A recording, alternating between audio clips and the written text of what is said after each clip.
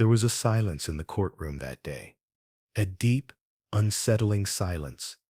It was a cold winter day in 1897 in Greenbrier County, West Virginia, and everyone was asking the same question. Can a ghost really testify in court? In the mountains of West Virginia, people still believed in the old ways. Superstitions, folk tales, a world where the dead and the living coexisted. But nobody had ever heard of anything like this. Nobody imagined that a mother would bring testimony from her dead daughter's ghost into a court of law. This is a murder case. But it's also a story of a mother's love, a love that death itself could not stop, and one of the rarest moments when justice prevailed in the most extraordinary way. My name is Mary Jane Heaster, and I'm going to tell you the story of my daughter, Elva Zona Heaster Shue. We called her Zona. She was beautiful, young, full of life. She was 23 years old when she died, but her death was not natural. And I, as a mother, knew it. I felt it in every cell of my body. The man who strangled Zona to death was the man who claimed to love her most. Her husband, Edward Stribling Trout Shue. Before we continue, if you're fascinated by history's darkest mysteries and stories of justice from beyond the grave, hit that subscribe button, because what you're about to hear will chill you to the bone. In the fall of 1896, Zona met Edward Shue. Edward had just arrived in Greenbrier County. He was handsome, charming, smooth-talking. He worked as a blacksmith. Zona fell in love with him. Quickly. Too quickly. I didn't like that man. Something inside me was uneasy. There was something in his eyes. Something cold. But Zona didn't listen. Young girls never do they? They married in October of 1896. A small ceremony. I wasn't even there. Zona didn't even tell me. After the marriage, Zona changed. I didn't see her as often. Her laughter had faded. There was fear in her eyes now. Edward wasn't treating her well. The neighbors whispered about it. Shouting could be heard from their house. Zona sometimes had bruises on her arms. But on that cold January day in 1897, everything came to an end. January 23rd, 1897, the day Zona died. Early in the morning, a young boy named Andy Jones went to the Shue house. Edward had sent him on an errand. When Andy opened the door, he froze. Zona was lying at the bottom of the stairs, motionless. Her eyes were open. Her gaze was empty. Andy ran to fetch the doctor. Dr. George W. Canup was the only doctor in town, an elderly man and somewhat fond of drink. By the time Dr. Knapp arrived, Edward had already carried Zona's body upstairs. He had laid her on the bed. He had changed her clothes. And strangest of all, he had wrapped a thick, soft scarf around her neck. She had a cold, Edward told the doctor. Her throat was sore. That's why I put the scarf on her. His voice was trembling, but his eyes remained dry. Dr. Knapp tried to examine the body, but Edward kept interfering. Let me hold her head, he said, so she's comfortable. Edward held Zona's head in his hands. He held it so tightly that the doctor couldn't examine properly. He only looked at the body for a few seconds. And then he wrote his conclusion. Evaporated heart, he said. Heart failure, he noted on the certificate. He signed it and left the house. His work was done, but my work had just begun. When I received the news of Zona's death, my world collapsed. For a mother, there is no greater pain. Going to your child's funeral. When I went to the Shue house, Edward was acting strangely. He kept pacing around Zona's coffin. He wouldn't let anyone approach. Leave her be, he kept saying. Let her rest in peace. My wife is at peace. But I approached. I wanted to see my daughter one last time. Edward tried to block me, but I was a mother, and nothing could keep me from my daughter. When I looked at Zona, I saw that scarf around her neck, thick, white, carefully wrapped. Edward still hadn't removed it. Zona loved this scarf, he said. I want to bury her with it. During the funeral, Edward cried. He wailed. He threw himself on the ground. But I watched his eyes carefully. There were no tears, only noise, only performance. But real grief was absent. After the funeral, I took Zona's pillow and sheets home with me to wash them. But while washing, I noticed something.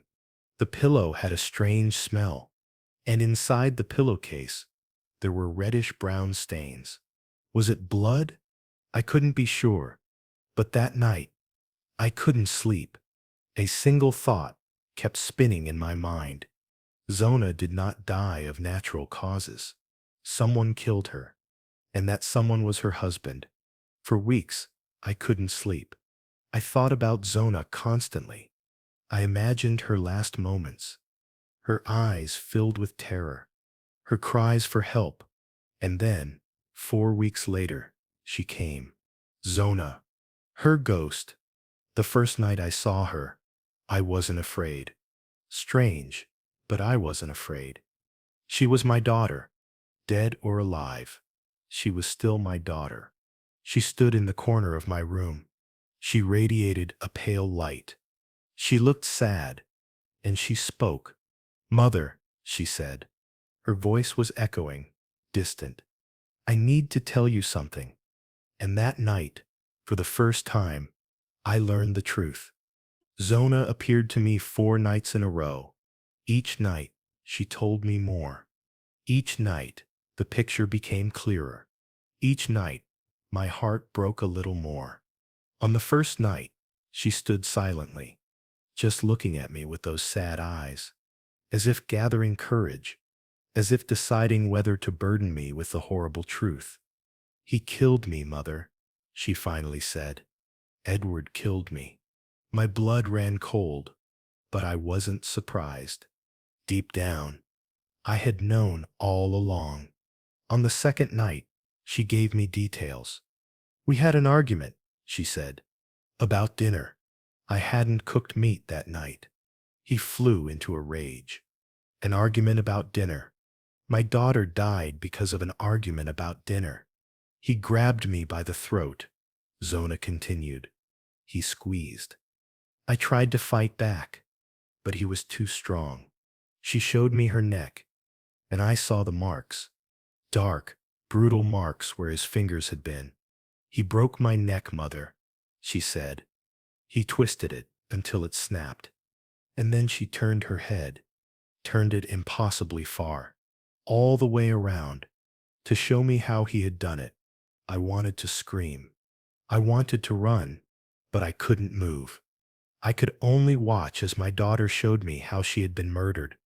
On the third night, she told me about the marriage, about the abuse, about the beatings, about the threats. He told me if I ever left him, he would kill me, she said. I believed him. I was so afraid, Mother, so afraid. Why hadn't she told me? Why hadn't she come to me for help? But I knew why. She was ashamed. She thought it was her fault. She thought she deserved it. That's what monsters do. They make their victims believe they deserve the abuse. On the fourth night, Zona gave me a mission. You have to tell them, Mother, she said. You have to tell them what he did. You have to get justice for me. Please. And then she was gone. I never saw her again. But I knew what I had to do. The next morning, I went to the prosecutor. His name was John Alfred Preston. He was a serious man, a man of the law. But when I told him my story, he looked at me like I had lost my mind. Mrs. Heaster, he said carefully, I understand you're grieving, but you're telling me that your daughter's ghost came to you and told you she was murdered. Yes, I said. That's exactly what I'm telling you. He sighed. He looked tired. Mrs. Heaster, grief can do strange things to the mind. Perhaps you've been having dreams. Vivid dreams that seem real. This was no dream, I said firmly. My daughter was murdered, and I'm asking you to investigate. Preston studied me for a long moment. Perhaps he saw the conviction in my eyes. Perhaps he saw that I would not give up. Or perhaps, deep down, he had his own doubts about Zona's death. Very well, he finally said. I'll look into it. And he did. Preston began asking questions. He talked to the neighbors. He talked to the doctor. He talked to young Andy Jones, who had found the body. And the more he investigated, the more suspicious things became. Dr. Knapp admitted that his examination had been inadequate. Edward had prevented a proper autopsy. The cause of death had been determined hastily, too hastily. The neighbors revealed that Edward had been violent. They had heard screaming. They had seen Zona with bruises. One neighbor said she had seen Edward grab Zona by the throat just days before her death. And then Preston discovered something else, something that changed everything. Edward Shue had been married before, twice in fact. His first wife had divorced him. She claimed he had been abusive and violent. She had fled with their child and never looked back. His second wife had died under mysterious circumstances. The official cause was listed as an accident, but there had been rumors, whispers of foul play. No investigation had been conducted. Preston now had enough. He ordered Zona's body to be exhumed. On February 22nd, 1897, exactly 1 month after Zona's death, her coffin was dug up. Edward protested violently. "Leave my wife in peace," he shouted. "This is desecration." But the law moved forward. 3 doctors conducted the autopsy. Dr. Knapp was there, sober this time, and ashamed of his initial examination. What they found confirmed everything. Zona's windpipe had been crushed. Her neck had been broken. There were bruises all over her throat, finger-shaped bruises. This was no heart failure. This was murder. Edward Stribling Trout Shue was arrested and charged with the murder of his wife. The trial began in June of 1897. The courthouse was packed. Everyone in Greenbrier County wanted to see the man who had killed his wife, and everyone wanted to hear about the ghost. The prosecution presented their evidence, the autopsy results, the testimony from neighbors about Edward's violence, the suspicious circumstances of his previous marriages. Edward's defense was weak. He claimed Zona had fallen down the stairs. He claimed the broken neck was from the fall, but the medical evidence contradicted him. The fractures were not consistent with a fall. They were consistent with manual strangulation and a violent twisting motion. And then came the moment everyone was waiting for. I took the stand. The prosecutor asked me to tell my story, and I did. I told them about the 4 nights. I told them what Zona had revealed to me. I told them about the broken neck and the twisted head. The courtroom was silent. Some people looked skeptical. Others looked disturbed. But everyone was listening. Edward's lawyer tried to discredit me. "Mrs. Heaster," he said, with a condescending smile, "do you really expect this jury to believe that a ghost spoke to you?" "I don't expect anything," I replied calmly. "I'm simply telling the truth. Whether you believe in ghosts or not is irrelevant. The medical evidence proves my daughter was murdered. The ghost simply told me what to look for." The jury deliberated for an hour and 10 minutes. When they returned, their verdict was clear. Guilty. Edward Stribling Trout Shue was found guilty of murder in the 1st degree. He was sentenced to life in prison. He died there in 1900, just 3 years later. Some say he died of natural causes. Others say he was killed by other inmates who learned what he had done. I'd like to think Zona found some peace after that. I'd like to think her spirit could finally rest, knowing that justice had been served. The Greenbrier Ghost case remains unique in American legal history. It is the only known case where testimony from a ghost led directly to a murder conviction. Scholars and skeptics have debated it for over a century. Was it really a ghost? Or did I, as a grieving mother, simply observe things that others had missed? Did my subconscious mind piece together the evidence and present it to me in the form of my daughter's spirit? I don't know. And honestly, I don't care. What I know is this: my daughter was murdered. Her killer was brought to justice. And whether that happened because of supernatural intervention or a mother's intuition doesn't matter. What matters is that Zona's voice was heard, even from beyond the grave. This case changed how domestic violence was viewed in West Virginia. It sparked conversations about women's safety, about the signs of abuse, about believing victims. Zona's death was not in vain. Her story, told through me, whether by ghost or by instinct, saved other lives. It made people pay attention. Today, there is a historical marker near the site where Zona was buried. It commemorates the Greenbrier Ghost case. Tourists and ghost hunters visit it every year. They want to know if Zona's spirit still lingers. I don't think she does. I think once justice was served, she was finally free. Free to move on to whatever comes next. But her legacy remains. A reminder that sometimes justice comes from the most unexpected places. Sometimes love transcends even death itself. And sometimes a mother's determination can move heaven and earth, or in this case, move the law itself. The story of the Greenbrier Ghost is a story of tragedy, but it's also a story of hope. Hope that even in the darkest moments, even when all seems lost, the truth can still emerge. Justice can still prevail. Edward Shue thought he had gotten away with murder. He thought that by manipulating the doctor, by putting on a performance at the funeral, he could fool everyone. And he almost did. But he didn't count on a mother's love. He didn't count on Zona finding a way to speak from beyond the grave. Whether through supernatural means or through the observations of a grieving mother who refused to accept the official story, in the end, evil did not triumph. Love did. Truth did. Justice did. As we close this chapter, I want you to think about the people in your life, the ones you love. Are they safe? Are they being treated with the respect and dignity they deserve? If you see signs of abuse, speak up.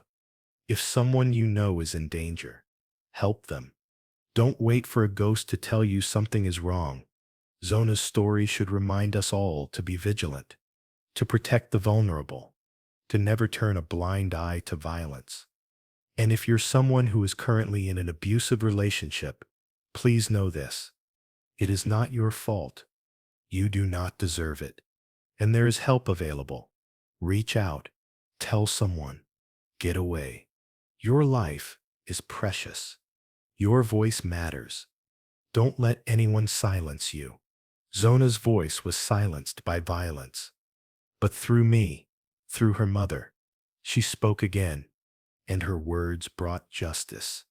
May her spirit rest in eternal peace, and may her story continue to inspire and protect others for generations to come. Thank you for listening to this story. If it moved you, if it made you think, please leave a comment below. Share your thoughts. Have you ever experienced something you couldn't explain? Do you believe in spirits communicating with the living? And don't forget to subscribe for more stories from history's shadows, stories of mystery, justice, and the extraordinary ways truth finds its way into the light.